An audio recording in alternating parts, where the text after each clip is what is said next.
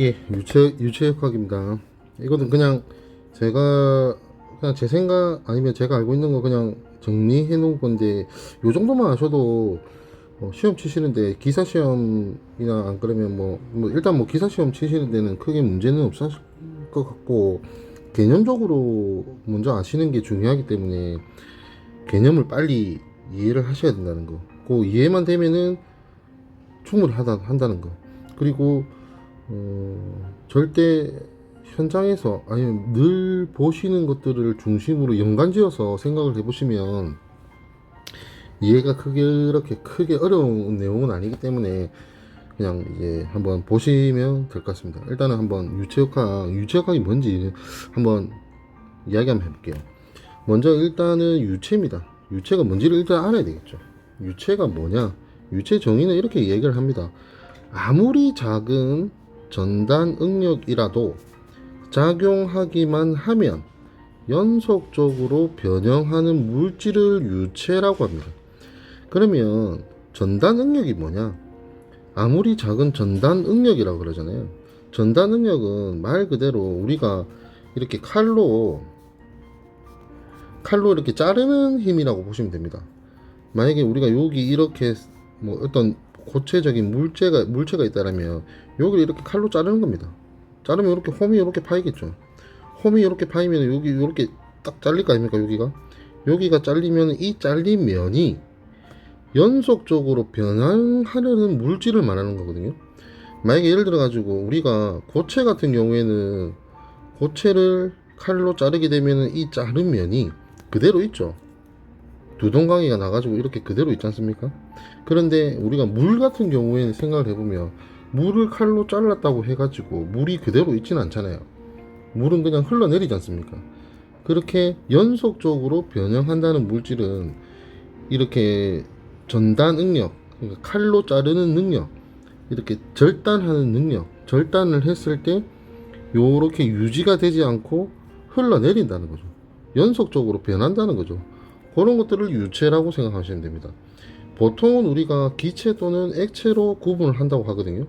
생각해 보시면은 우리가 어떤 자르는 힘, 칼이라든지 톱이라든지 나무를 톱으로 썰게 되면 나무가 가지가 그대로 있지 가지가 흘러내리지는 않잖아요. 뭐 흘러내리는 나무가 있을 수도 있겠지만 그러면 우리가 생각해 봤을 때는 일반적으로 기체라든지 액체라든지 이런 것들이 유체라고 생각해 보시면 됩니다. 물론 이제 기체나 액체가 뭔지 모르겠다 그러면은 어 조금 문제가 있습니다. 조금 문제가 있고 우리가 보통 일반적으로 기체랑 액체를 유체라 그런다. 근데 특이하게도 기체는 압축성 유체라 그러고 액체는 비압축성 유체라 그럽니다. 이게 무슨 말이냐고 하면 기체는 압축성인 유체라고 하는 말이 압축성 말 그대로 압축이 된다는 겁니다. 우리는 공기 같은 경우에는 공기는 압력을 가하면 부피가 줄어듭니다. 공기가 이만한 상자 안에 이 상자 크기를 갖다 이만큼으로 줄이게 되면은 공기가 압력을 가하거나 아니면 이렇게 줄어든단 말입니다. 그런데 물이 이 상자 안에 상자라고 하니까 좀 이상한데 물병이라고 해볼게요. 이만한 물컵에 물이 담겨 있는데 이 물을 아무리 찌그러뜨리려고 해도 이 물은 어느 정도까지는 찌그러지지만 잘 찌그러지지 않습니다. 잘 압축이 되지 않습니다. 그래서 비압축성 유체를 액체라 그러고 잘 압축이 되는 유체를 기체라 그럽니다. 다시 말하면은 기체하고 액체의 성질이 될 수도 있습니다. 우리는 보통 기체라고 하면은 그냥 뭐 공기가 기체겠지 이렇게 생각할 수 있지만 약간 이제 유식하게 이야기를 하자면 압축성 유체를 기체라고 한다. 액체를 갖다가 우리는 뭐 물, 기름 뭐 이런 게 액체 아닙니까? 그럴 수도 있지만은 비압축성 유체를 액체라고 한다. 요렇게 약간 얘기해 볼 수도 있다는 겁니다. 그러면 유체의 종류를 한번 봐야 되는데 유체는 크게 압축이 되느냐 또는 점성이 있느냐 요거를 가지고 구분을 하거든요. 압축성 유무, 압축성이 있냐 압축성이 없냐 이렇게 생각하면 되겠습니다. 압축성이라는 건 아까도 말씀드렸지만은 압력에 의해 가지고 체적이 변화하는, 부피가 변화하는, 압력을 가하면 찌그러드는 그런 유체로서 일반적으로 우리는 기체를 말한다고 했죠. 비압축성 유체는 압력에 의해 가지고 체적이 변화하지 않는 유체로서 일반적으로 액체를 말한다고 했습니다.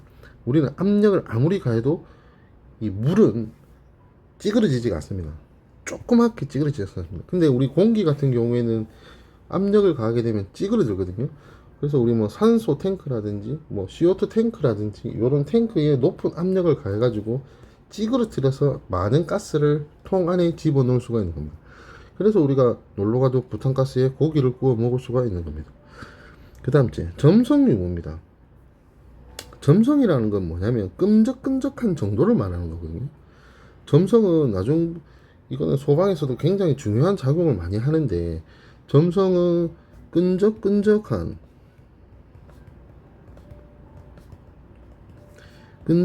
정도를 말 그대로 점성이라고 보시면 됩니다. 그러면 이 점성이 있고 없고 이걸 어떻게 구분을 하냐면, 끈적끈적함이 있는 유체냐 끈적끈적함이 없는 유체냐, 요 점성의 유무는 굉장히 중요합니다. 왜? 마찰 때문에 그렇습니다. 점성이 없는 유체를 우리는 이상 유체라고 그러고요. 점성이 있는 유체를 우리는 실제 유체라고 합니다.